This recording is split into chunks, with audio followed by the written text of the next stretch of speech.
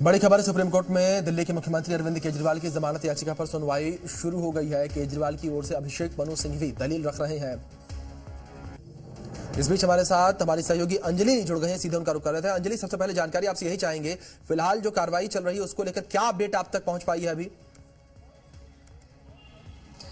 देखिए, इस पूरे मामले में अभिषेक मनु सिंघवी की ओर से दलीलें जो हैं वो पूरी हो गई हैं और अब सीबीआई की ओर से एएसजी एसवी राजू जो है वो दलीलें पेश करेंगे। और अभिषेक मनु सिंघवी ने जहां तक केजरीवाल का पक्ष रखा है कोर्ट में, उसमें साफ तौर पर उनकी ओर से जो अहम दलीलें रखी गई हैं, एक ये कि आखिर 2 साल बाद इस मामले में सीबीआई को गिरफ्तारी करने की जरूरत क्यों पड़ी।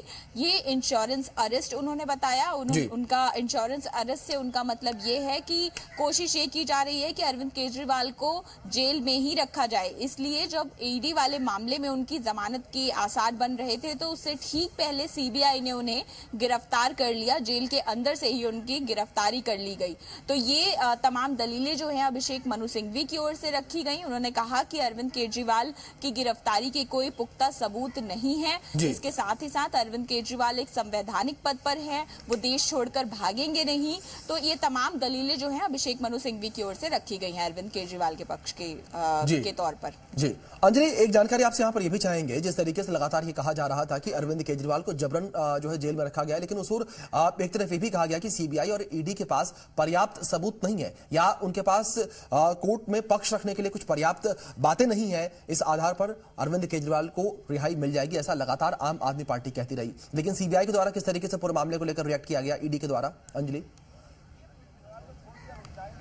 देखिए, जहां तक बात करें सीबीआई वाले मामले में, तो इसमें सीबीआई की ओर से 2 रिप्लाई फाइल किए गए हैं और सीबीआई ने ये जरूर कहा है, अपनी तरफ से ये तर्क रखा है कि उनके पास एक तो पुख्ता सबूत है, दूसरा ये कि अरविंद केजरीवाल एक प्रभुत्व वाली पोजीशन होल्ड करते हैं, यानी वो आम आदमी पार्टी के मुखिया हैं, साथ ही साथ दिल्ली के मुख्यमंत्री हैं। ऐसे में बिना उनकी इजाजत के, बिना उनकी अप्रूवल के कोई भी पॉलिसी फॉर्मुलेशन नहीं हो सकता है। तो मनीष सिसोदिया का भी रोल अहम बताया गया है और साथ ही अरविंद केजरीवाल का रोल भी अहम बताया गया है सीबीआई की ओर से। और यह भी कहा गया है कि चूंकि इस प्रभुत्व वाली पोजीशन पर वो हैं, तो ऐसे में लोगों की नियुक्तियों पर भी उनका होल्ड रहता है और इसके साथ ही साथ वो जांच को प्रभावित भी कर सकते हैं अगर जेल से बाहर जाते हैं। तो एक और सीबीआई ने यह भी दलील रखी अपने रिप्लाई में कि किस तरह से अरविंद केजरीवाल की संलिप्तता है या उनकी गिरफ्तारी के पीछे क्या वजहें रही हैं सीबीआई के पास। और इसके साथ ही ये भी बताया है कि आखिर उनको अगर जमानत दी जाती है